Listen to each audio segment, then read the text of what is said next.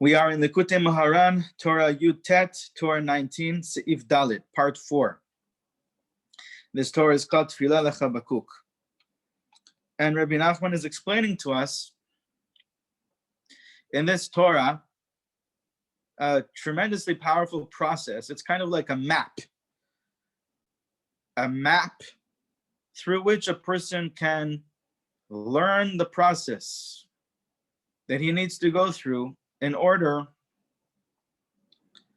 to purify his body, to purify the physical self to such a state of clarity and cleanliness and holiness that there is no block between them and the divine, between them and the godliness, between them and the kingship of Hashem.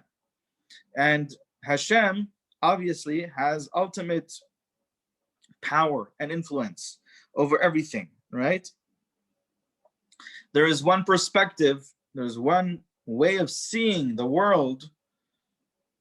We must recognize that as much as it seems to us that we have free choice, but at the end of the day, there's also a whole other side to it, from the perspective of Hashem. And from that side, we don't have any choice whatsoever. Everything is completely by Hashem, done by Hashem. Hashem does nothing but leaves nothing undone. Okay, so everything in each moment is done by Hashem. Maybe it doesn't seem like it. Okay, maybe it's without any effort, without any force, but everything is done by Hashem. Okay, and so that's what it means. That's called Yedi'ah, that Hashem knows everything, and with Hashem's knowledge of everything, everything is done by Hashem, directly by Hashem. There's nothing and no one except for Hashem. But that's from the perspective, from the side of Hashem. That's the truth of reality. From our side, we do have free choice, and that's why we must live in a reality as if we have free choice, and we have to choose the right things. We have to choose what Hashem wants us to choose. Hashem wants us to choose life. Okay? And so even when our lower self is pulling us towards death, even when the animal self of the person is pulling the person towards those things that cause death or those things that are death itself, a person must choose to follow the urge of the higher self, of the divine within, of the godliness within us, the neshama that chooses life, the Eitzachayim. And so the physical body of the person, we want to make it spiritual. We want to clean it and purify it and heal it and lift it up and elevate it so that it becomes so clear and so pure that there is nothing in between it and the perfection of Hashem. There's no blocks, there's nothing, there's no wall in between them. There's nothing stopping the person from experiencing Hashem completely and from being a perfect channel for Hashem's light to be spread out throughout the world.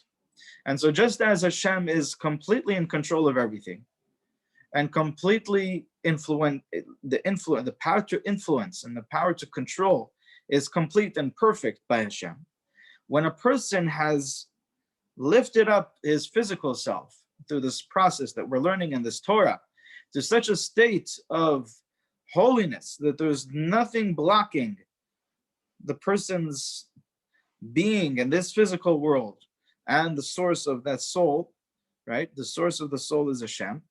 So then, just as Hashem is completely in power, completely in control, so this person will, by extension, have that power of Malchut, that power to rule, that power to control, and that power of influence. So that power of influence in a good way, so that when people just gaze at the face of such a person, and when people just hear the Torah from this person, they will be inherently and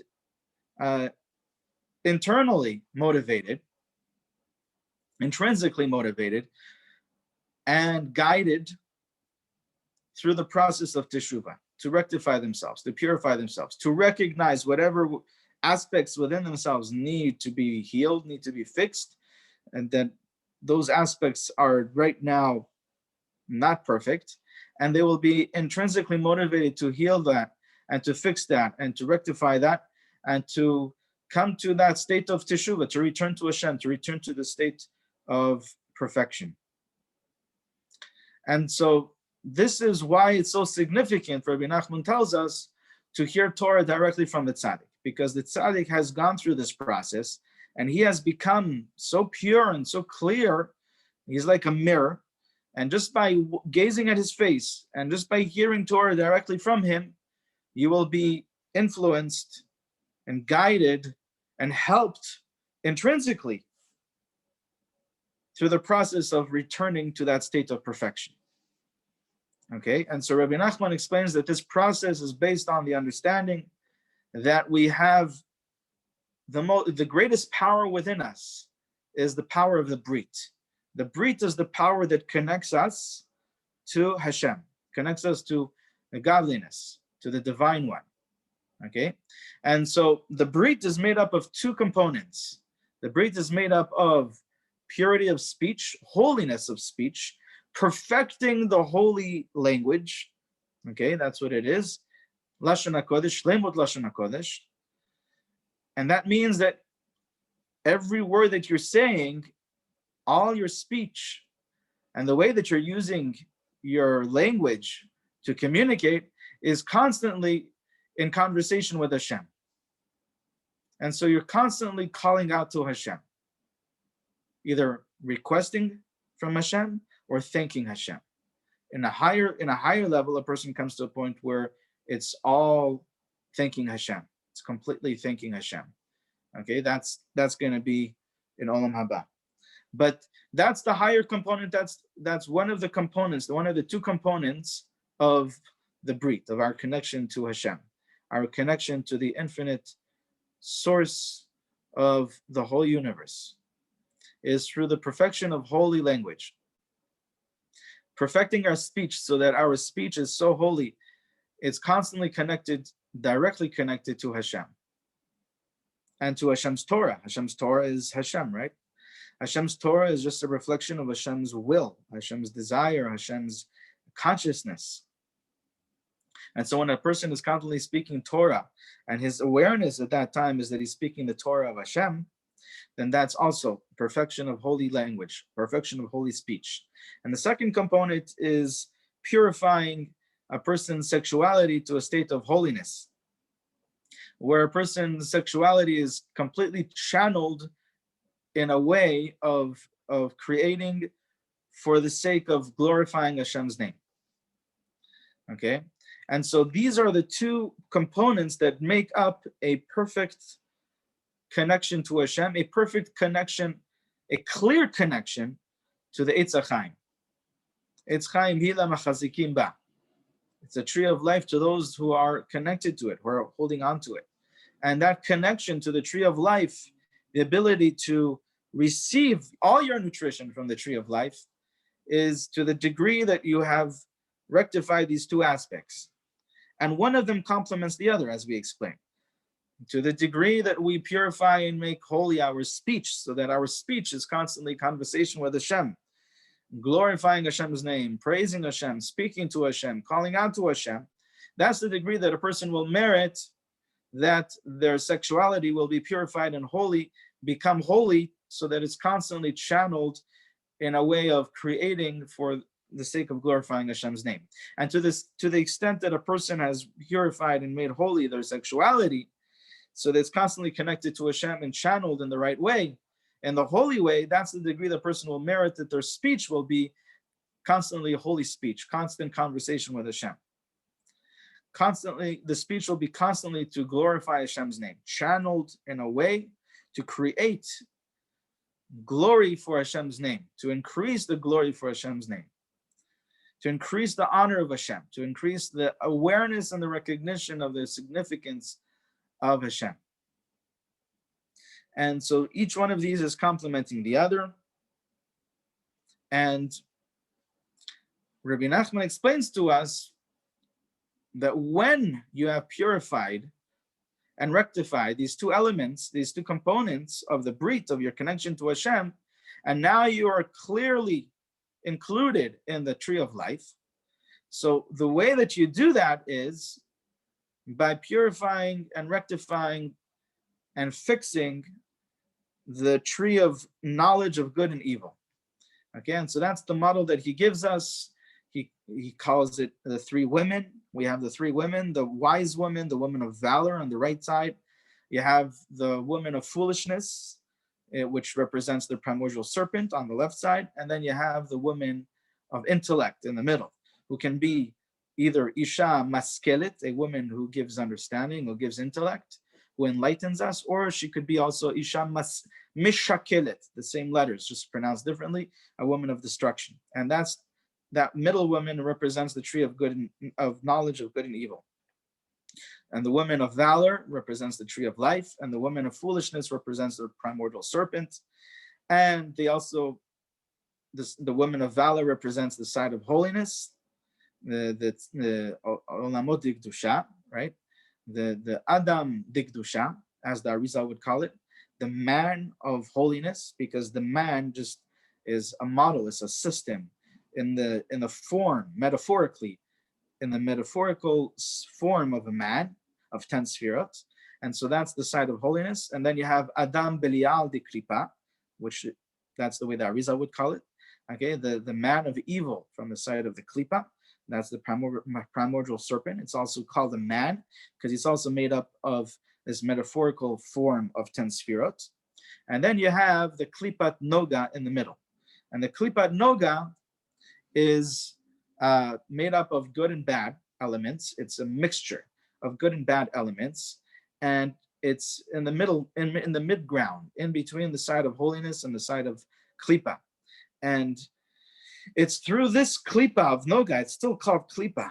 It's through this Kelipa of nogah that the primordial serpent, the Nachash HaKadmoni, persuades, right? It steals the sparks of holiness found in this Kelipa in order to become empowered so that it can persuade the woman of valor and steal from the tree of life.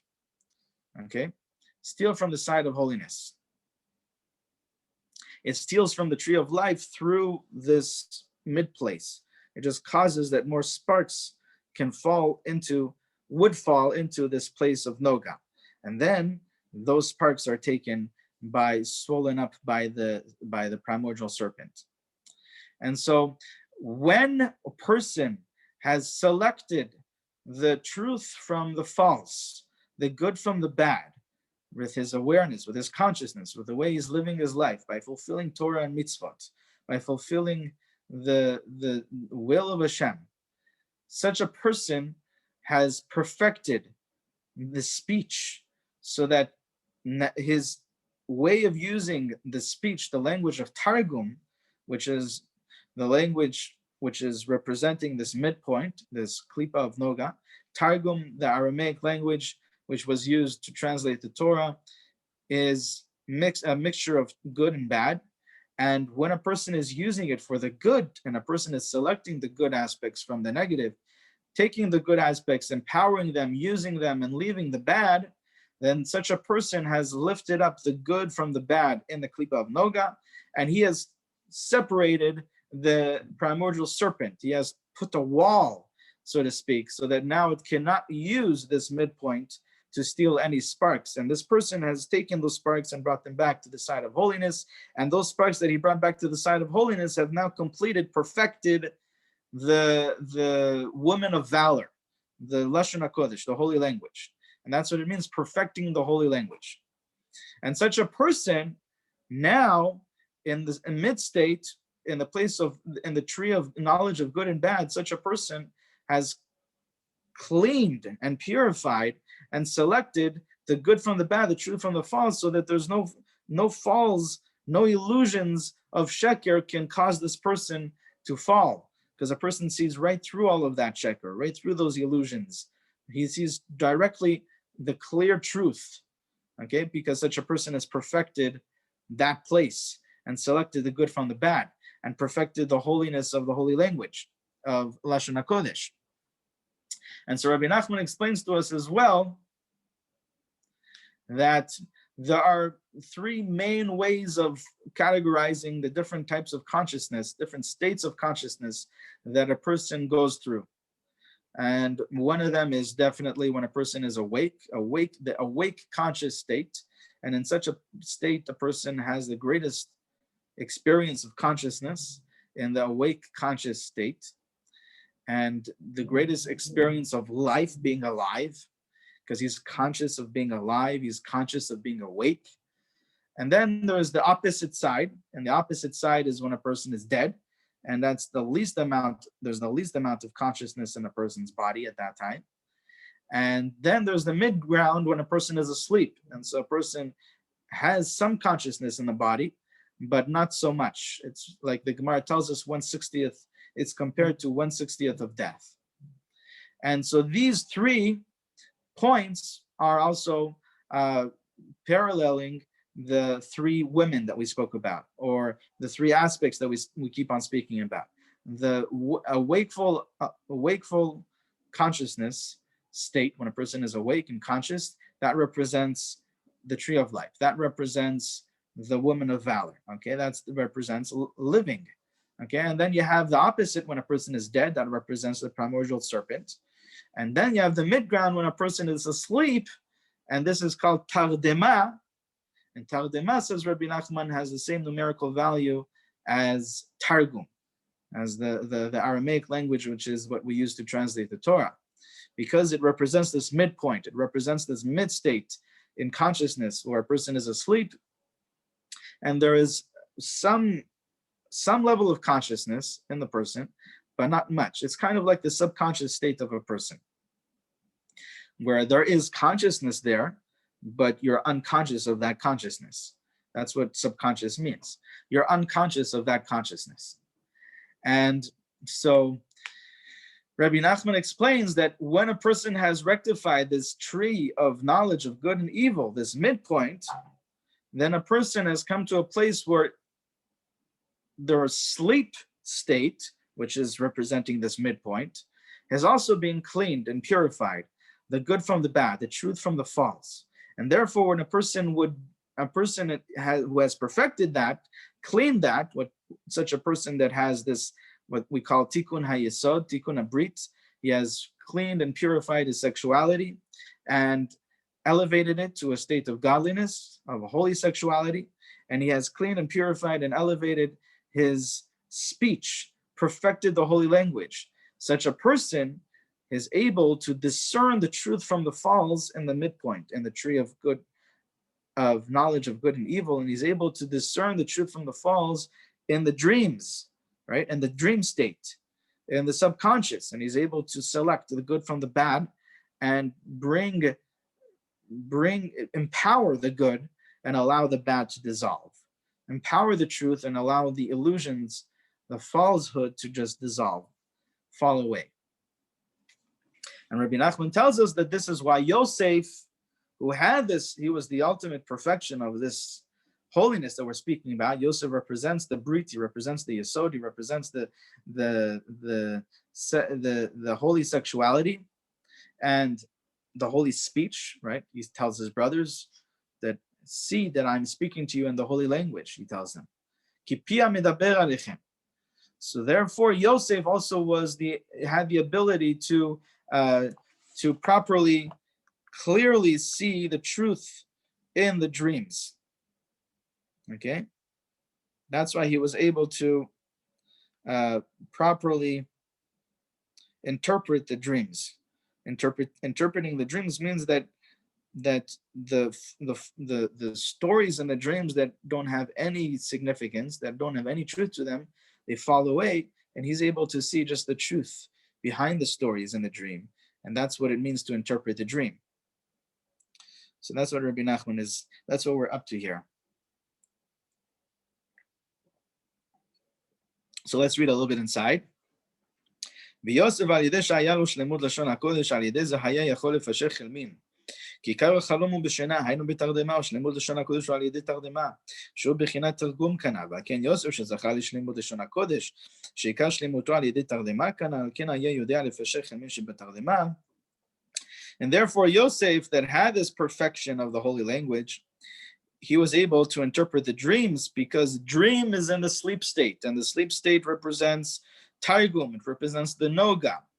And through the perfection of the holy language, through this process of perfecting the tree of knowledge of good and evil in a person, which is perfecting the holy language and making a person's sexuality holy, lifting it up to a state of holiness and channeling it in a holy place, in a holy way, such a person has rectified the Targum, he has rectified the nogah, he has rectified the tree of knowledge of good and bad, and therefore he is able to interpret dreams. He's able to see the truth from what is not true in the dream. Okay, and this is also what we saw earlier. Vayapel, right? The pasuk Vayapel Hashem Tardemah, and Hashem caused Adam. Hashem brought a sleep upon Adam in order to build Chava, and Chava represents the holy language, right? The woman of valor. And so in order to build and to perfect the holy language, you need to perfect it through the state of sleep. The state of sleep is the Targum. It's the tree of knowledge of good and bad. It's through the subconscious that you perfect the consciousness. Okay, and this is something that if this was a book, what I'm explaining right now, then you would highlight what I just said. Okay, through the subconscious, you perfect the consciousness. Okay, the conscious state is perfected by cleaning and purifying the truth from the false in the subconscious. And that's what we are doing when you're using your regular day-to-day speech in a holy way and channeling it, connecting it with an awareness of Hashem in every conversation and everything that you're speaking. That's what you're doing. You're taking the state of unconsciousness and you're cleaning up the good sparks from that which is not holy, and that is causing a perfection of my conscious state, of my consciousness in a conscious state. Okay, and that's what Yosef merited to. Yosef merited this, and that's Vayapel Hashem Tardemah. Therefore, Vayapel, says Rabbi Nachman, is an acronym for Pelahem velo yidaberu. Okay, which means they have a mouth but they cannot speak. Because when you perfect this midpoint, the unconscious state, the sleep state, the dream state, the tree of knowledge of good and bad, when you perfect that state, the Targum, then you cause that the Kelipat, the primordial serpent, he may have a mouth but he cannot speak. You take away the power of speech from them. They no longer are able to steal away that sustenance, that life energy. And now we have a little footnote here, a little explanation from Rabbi Natan in the brackets. It just explains what we just spoke about.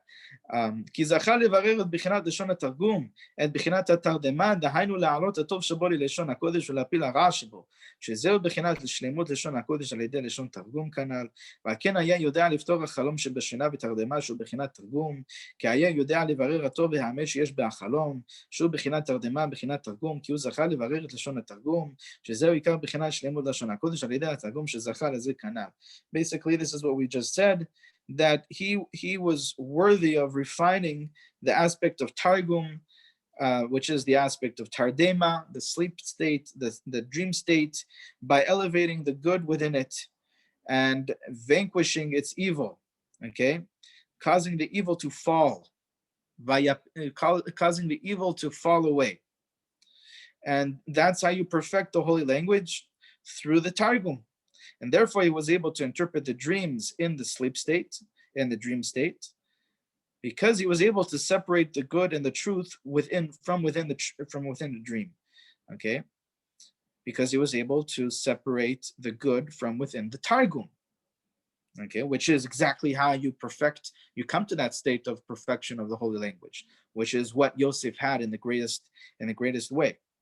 And now we're beginning Ot Hey. Let's just read one or two lines here. וזה בחינת מקרה לילה, שהרוח שערה, היינו הרוח שטות, היינו ה70 לשון עולה על ידי תרגום, על ידי תרדמה, על ידי שינה, ויונק מלשון הקודש, מרוח הקודש, מבrit קודש. Okay, and so there's this concept that Rebbe Nachman has taught us throughout this Torah, and it's important. Now we're going to see how significant is this point. Rabbi Nachman taught us that the perfection of the holy language and the state of holy sexuality are one and the same. They're not two separate pillars. It's two parts of the same pillar called the tzaddik yesod olam. The tzaddik is the pillar upon which the world stands. Okay, and so we must recognize that these are one and the same. Even though we know that Rabbi Nachman explained to us that one is dependent on the other and one complements the other, and to the extent that you have the one, you have the other, that's not to say that they are two separate things. That just means that they're the same thing, and that's why from whichever side of that same pillar you increase, it will empower the other side of the same pillar, because it's the same pillar. It's not two different sides. It's the same thing. It's just two different manifestations of that same point. Okay, so that's what I want to say now. It's not two sides of the same pillar, and it's not two separate pillars. It's two manifestations of the same point. So you're taking the same nekuda, the same sphera, and you're just increasing the light in that aspect in a different point, in a different experience. One is through your speech and one is through your sexuality. Okay, and so this is one and the same. And here in this part of the Torah, we're going to see the extent of how these are one and the same. And so therefore, if we are to understand what we've been saying up until now, that the 70 languages of the idol worshippers, they ascend through the language of Targum in order to steal sparks of holiness from the holy language. So now if we were to translate this concept, speaking about sexuality, that's what Rabbi Nachman does here in this part, in part 5 of the Torah. And that's what he says here. And he speaks about mikre laila. Okay, mikre laila is a concept the Torah tells us about how if a man has a happening, that's the literal translation, a happening when he's asleep, where there is some seed, a person has a dream, and some seed, some zera that comes out from the person. Okay, what's called in English a chance nocturnal emission. Okay, it sounds like something that has to do with a rocket or something. So something from NASA. But in the Torah, the literal translation is a happening. Okay, that's also interesting. Why does the Torah call it a happening? Mikre laila, a happening of the night, something that happens in the night. So it has to do a lot with the fact that it is connected to the lack of consciousness. Okay, so this whole thing is connected to the lack. Something that happens is something that you're not prepared. You don't know that it's going to happen. You're not conscious of it. It just happens. Okay, and so there's something to that. There's a significance in the fact that the Torah calls it that, right? It ties into what the Torah tells about Amalek. He happened upon you on the way. Asher karcha baderech. And this word happening also has a connotation. Mikre also sounds like kar. Kar in Hebrew means cold. He cooled you off. We're going to see how that ties in. But Rabbi Nachman says that this is the concept of the mikre laila, the chance nocturnal emission. That the storm wind, right? The ruach shtut, the spirit of foolishness of the 70 languages, it ascends through the Targum. Okay, so now we're just translating what we spoke about before in the understanding that this parallels also the model that Rabbi Natan explains us in context of sexuality, right? And so the spirit of foolishness, the 70 languages, the spirit of foolishness, the woman of foolishness, Ishat Ksilut, ascends through the Targum, meaning through the sleep state, meaning through the dream state, right?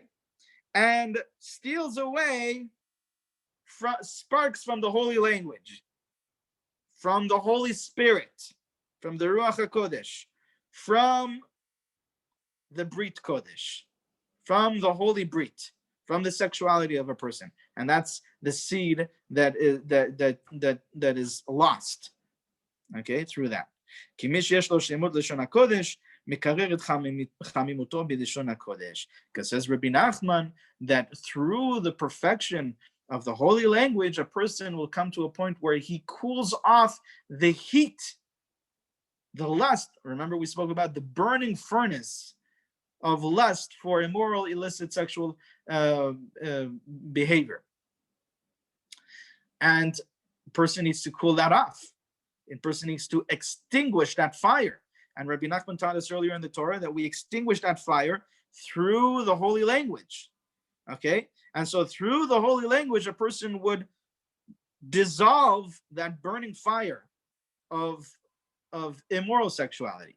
But if he didn't, what does it mean he didn't? He wasn't successful in sufficiently dissolving that burning furnace of immoral sexuality. And that means that this person doesn't have a perfected state of holy language, because if he did, to the extent that you have shleimut lashon hakodesh, perfected state of holy language, then you would be able to successfully and sufficiently dissolve and cool off and extinguish completely that burning furnace of immoral sexuality. And because he doesn't have that perfection of holy language, and he wasn't able to sufficiently and properly and successfully extinguish that fire, he went to sleep and he still has that fire burning within him, and that fire is not going anywhere, and it didn't go away. And so then the Kelipat ascends through that fire and causes this to happen, this happening to happen to the person. But we're gonna see more about that, Bezrat Hashem, in the next class, how through the perfection of the holy language, a person can cool that and extinguish that fire, and so that will also cause a holiness of the sexuality, a protection for the sexuality, for the brit of the person. And so we'll see more about that in the next year, Bezrat Hashem.